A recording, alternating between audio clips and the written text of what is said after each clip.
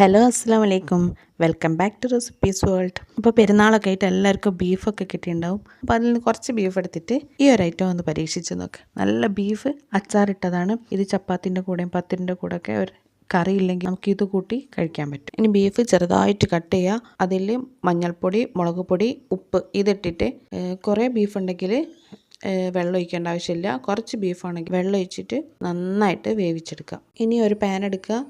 അതിൽ നല്ലെണ്ണ ഒഴിച്ച് ഈ ബീഫ് ഒന്ന് ഫ്രൈ ചെയ്തെടുക്കുക. ഓവർ ഡ്രൈ ആവരുത്, നല്ല സോഫ്റ്റ് ആയിട്ട് തന്നെ ഫ്രൈ ചെയ്തെടുക്കുക. ഇത് ഫ്രൈ ആയതുകൊണ്ട് ഇനി ബാക്കി ഇതിലേക്ക് തന്നെ ഇട്ടുകൊടുക്കാം. അപ്പം നമ്മൾ മൊത്തം ഫ്രൈ ചെയ്തെടുത്തു. ഇനി ബാക്കി വരുന്ന എണ്ണയിലേക്ക് കുറച്ചുകൂടെ എണ്ണ ഒഴിച്ചു കൊടുക്കാം. നല്ലെണ്ണ തന്നെയാണ് ഉപയോഗിക്കുന്നത്. നല്ലെണ്ണ ചൂടാകുമ്പോഴേക്ക് അതിലേക്ക് ഇടാൻ ആവശ്യമായ വെളുത്തുള്ളി, പച്ചമുളക്, ഇഞ്ചി, കറിവേപ്പില ഇതൊക്കെ അരിഞ്ഞ് റെഡിയാക്കി വെക്കണം. ഇനി ഓരോന്നും സെപ്പറേറ്റ് മൂപ്പിച്ച് ഇഞ്ചിയാണ് ഇട്ടുകൊടുക്കുന്നത്. അത് മൂത്ത ശേഷം വെളുത്തുള്ളി ഇട്ടുകൊടുക്കുക. പിന്നെ അത് പച്ചമുളക് ഇട്ടുകൊടുക്കുക.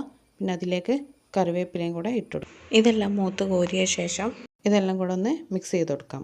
ഇത് രണ്ടായിട്ട് ഡിവൈഡ് ചെയ്ത് ഇതിൽ ഒരു ഭാഗം നമുക്ക് ഒന്ന് പൊടിച്ചെടുക്കാം. ഇനി ആ പാനിലേക്ക് കുറച്ചുകൂടെ നല്ലെണ്ണ തന്നെ ഒഴിച്ചു കൊടുക്കുകയാണ്. ഈ എണ്ണ ചൂടായ ശേഷം അതിലേക്ക് അച്ചാർ പൊടി ഇട്ട് കൊടുക്കണം. അപ്പോൾ നിങ്ങൾക്ക് ഏത് കമ്പനിയുടെ അച്ചാറാണ് കൂടുതൽ ഇഷ്ടമെങ്കിൽ ആ കമ്പനിയുടെ അച്ചാർ പൊടി തന്നെ മാക്സിമം വാങ്ങാൻ ശ്രമിക്കുക. ഡബിളോസ് ആണ് ഇഷ്ടം, അതുകൊണ്ട് ഞാൻ ഡബിളോസ് ആണ് സ്ഥിരമായിട്ട് വാങ്ങാറ്. അതിൻ്റെ പൊടി ഇതിലേക്ക് ഇട്ട് കൊടുക്കുകയാണ്. ഇനി ഇതിലേക്ക് ഉപ്പും കൂടെ ആഡ് ചെയ്യുക. അച്ചാറാകുമ്പോൾ കുറച്ച് കൂടുതൽ ഉപ്പുണ്ടാവും.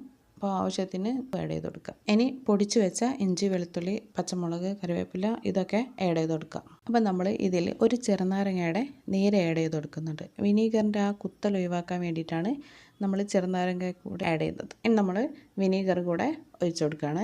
ഇനി അതിലേക്ക് ബീഫും ആഡ് ചെയ്ത് കൊടുക്കാം. ഇനി പൊടിക്കാതെ വെച്ച ഇഞ്ചി, വെളുത്തുള്ളി, പച്ചമുളക്, കറിവേപ്പില മിക്സിലെ അതും കൂടെ ആഡ് ചെയ്ത് കൊടുക്കാം. അപ്പോൾ നമ്മുടെ ബീഫ് അച്ചാർ റെഡി ആയിട്ടുണ്ട്. എല്ലാവരും ഒന്ന് ട്രൈ ചെയ്ത് നോക്കണം. എന്നിട്ട് അഭിപ്രായങ്ങൾ കമൻറ്റ് ബോക്സിൽ അറിയിക്കുക. താങ്ക്